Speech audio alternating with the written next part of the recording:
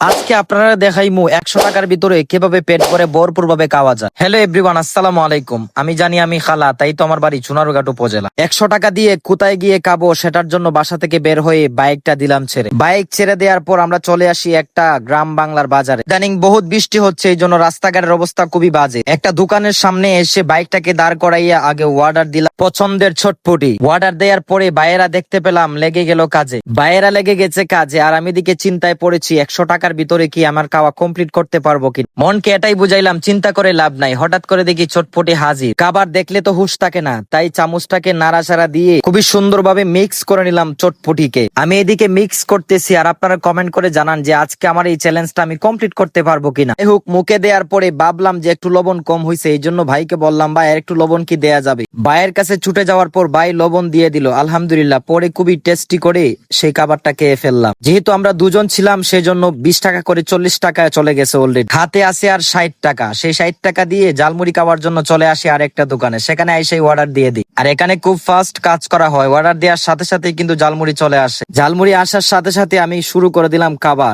আর হ্যাঁ, আমার খাবার দেখে তো আমার ক্যামেরাম্যানের হুঁশ নাই, তাই সেও খাবার খেতে শুরু করে দিল। তো এখানে 2 প্লেট জালমুড়ি খাইছি আমরা, মোট 40 টাকা। 40 টাকা 80 টাকা হয়ে গেল, আর হাতে আছে 20 টাকা। যাই হোক গাইস, আজকে 100 টাকার ভিতরের চ্যালেঞ্জটা কমপ্লিট করতে পারছি। নেক্সট চ্যালেঞ্জের ভিডিও কি দিব কমেন্ট বক্সে জানান। আর আজকের এই ভিডিও ভালো লাগলে শেয়ার করে চলে যান।